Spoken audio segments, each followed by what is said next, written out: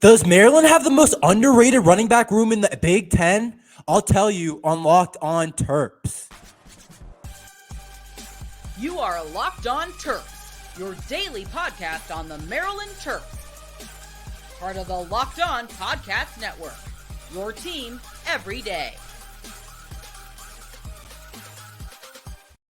What's up, everyone? I'm Tre Moore, host of Locked On Terps, part of the Locked On Podcast Network, your team every day. And today we're going to be talking about the Maryland running back room and if it's the most underrated in all of the Big Ten. We're also going to get into some recruiting news about Makhai White, a wide receiver, 6'3". We'll talk about him later. And all the latest news right now for all the Maryland Terrapins in the NFL and all things Terps. But to start, of course, we're going to talk about the running back room. Like what I said, does Maryland have the most underrated room in the Big Ten? So I was snooping around a little bit, looking at some articles, and I saw that Rivals has them ranked as the 9th ranked running back room in the conference. And then I looked at College Football Network, had Maryland at the 8th best running back room in the conference. And I just want to start by saying I do not think this is true. It's obviously going to be hard to put us in the top 4 with Penn State, Michigan, Ohio State, and Wisconsin all having the top guys, including Michigan having Corum and Edwards, 2 awesome backs. And then Penn State, of course, had the 2 freshmen last year, and Singleton and Allen. And Ohio State has Williams and Travion Henderson. And Wisconsin also has one of the best running backs in the country, and Braylon Allen. But don't forget the Maryland Terrapins have one of the most underrated running backs in the whole conference and one of the best backs in the conference, not only in the conference, but in the whole country, and Roman Hemby. Roman Hemby was a redshirt freshman last year, but let me read you some of his stats from last year. Hemby was 6th last year in the Big Ten in rushing average. He was 7th in touchdowns in the Big Ten while he shared carries. And he was also 2nd in receiving yards, which I think excites me the most about his game. He's an explosive receiver out of the backfield, which I think is going to really help a lot. I think that's what college football is moving towards. And I'm excited to see some of the new offense. And I expect Hemby to have a really big year. I expect him to have over 1,000 yards rushing. I expect him to have over 300 yards receiving, especially on all the screen games and all the carries that he's going to get. He's not going to come out of nowhere like he did last year. Teams are going to be ready for him because last year, don't forget, like what I said, he was a redshirt freshman. And another really interesting stat is he was 3rd in all of college football for freshmen in all-purpose yards and rushing yards. He basically ran for 1,000 yards last year, but their running back room does not end there. You can move towards Antwain Littleton. If you don't remember him coming out of high school, a lot of people made fun of him because he was almost 280 pounds. This guy was huge, just a complete outlier at the position. Some people were like, why isn't this guy playing offensive line? And now you can see why. Maryland took off about 30 pounds on Antwain Littleton, and now he's about at 235. I remember watching the spring game, and the nutrition staff was talking about what they had to do and to get Antwain Littleton there and how much he's done. But as a player, he's 6 foot 235, like I said, and he's an absolute bruiser. He might be the best short yardage back in all of the Big Ten.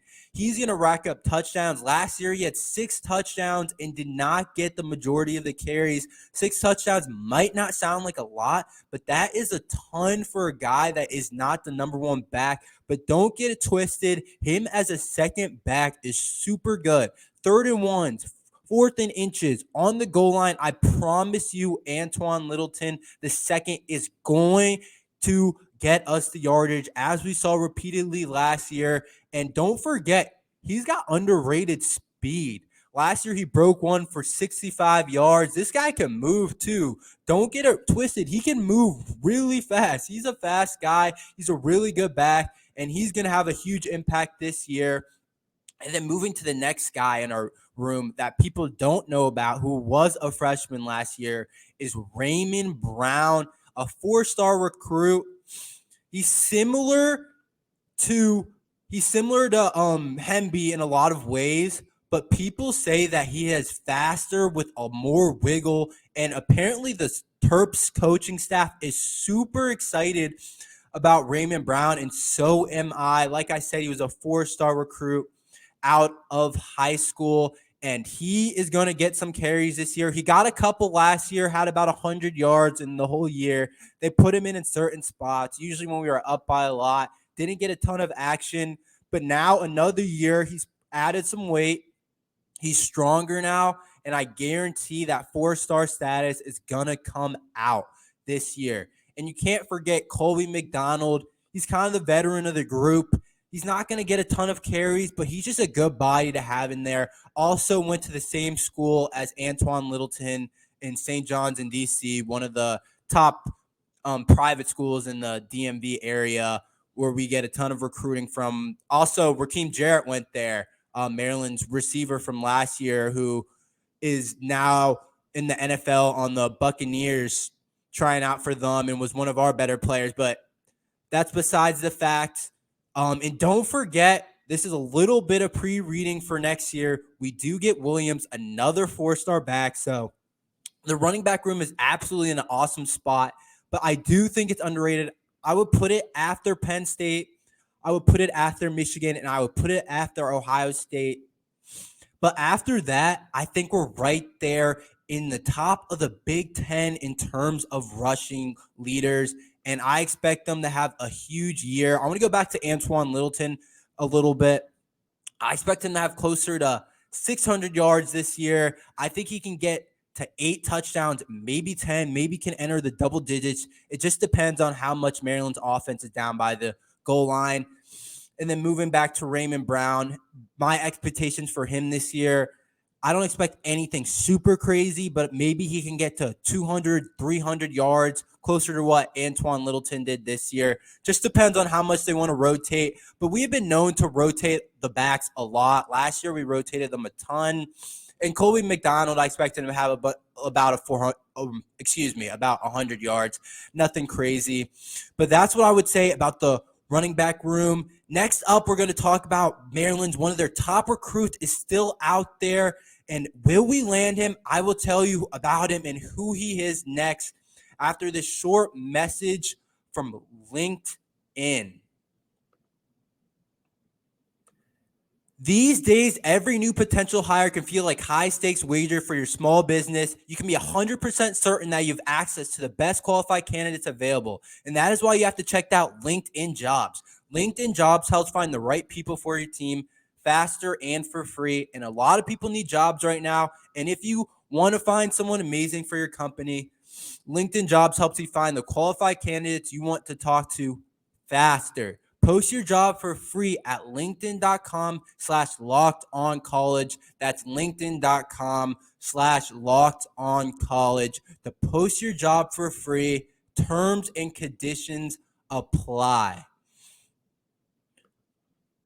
All right. Now we're back, and let's talk about Makhai White, the 4-star athlete. He's going to be a wide receiver in college, but will he commit to the Terps? He's out of the Virginia area, so he's a local guy. And like I said, he's listed as an athlete on most of the recruiting websites because he did play DB in high school, but he is expected to play receiver in college. Just to give off some of his measurements, he is 6'3", 185, and he is a little bit freakish. Yes, this is absolutely one of the guys we want to land. Rivals had him at a 4-star, and other recruiting websites did have him as a 3-star. But if you look at his offer list, and that will tell you a lot, don't always just look at the stars. Obviously, the stars are big. They matter. I'm not going to act like they don't. But if you look at his offers, just some of the names on there, he did have an offer from Georgia, and that tells you right there that that's a dude. If you have the Georgia offer, you know that you're a really good player, but he also had teams like Miami, Michigan, Tennessee's, and that's some of his top choices right now include Virginia Tech, UGA, Miami, Michigan, and Tennessee. And then he had other offers that aren't included right now in his top list, but Auburn, Penn State, and others. So there was a ton of big-time colleges out there that wanted to recruit him. And as a junior, he earned All-State and had 37 receptions for 1,000 yards and 18 touchdowns. So he was going off. I'm not really sure how the competition he was playing, but 37 receptions for 1,000 yards. That tells you everything you need to know right there. He's taking them to the house. And this is a guy, he does have a lot of speed on him. I'm not going to say he's the fastest guy, but he's a strider. Like I said, he's 6'3", so he's long. You're not going to really expect it when you watch him, but he gets out there, and he reminds me a lot of George Pickens. And right now, he's crystal balled between Maryland and Michigan, so it's going to come down to the wire. I don't know which one he's going to choose. I hope it's Maryland. I'm praying it's Maryland because Coach Locksley has done an amazing job at recruiting and developing and using the transfer portal for wide receivers. If you look at this year, Caden Prather coming from West Virginia, he's going to have a huge year. And also Chambers, who also was a transfer, a 6-year grad student, is going to have a really big year this year. He always dreamed for playing for the Terps. You look at last year, Coach Locksley was able to flip Rakeem Jarrett, a 5-star out of high school who went to St. John's, who I talked about earlier. He was able to flip him from LSU. So Coach Locksley has had a really good job so far at recruiting wide receivers. And then you look at the current roster, you look at guys like this year, the last year freshman class had Shalik Knox, Octavian Smith Jr., who are both going to be impact players this year. Ty Felton, who's going to be really good this year. The wide receiver room is absolutely loaded. Obviously, we want this kid. Of course we do. But if we miss out on him, it is not the worst thing in the world. We are able to recruit wide receiver. That's our number one position at recruiting right now. But like I said, he reminds me of George Pickens, the current Steeler, and you don't want to compare a high schooler to an NFL player, but that's the kind of player that he reminds me of at 6'3". If you watch him, you're going to be like, he doesn't look like he's going that fast, but I guarantee if you recorded his 40 time, he would run a pretty fast time. So we're hoping that we can get him. And something interesting, I was checking out his Twitter a little bit, and he reposted Christian Martin, one of the latest Maryland commits in the 2024 class, QB commit to Maryland. He reposted his highlights, and he reposted his Maryland commitment on Twitter, which is really interesting. So obviously the other 2024s are trying to get him there.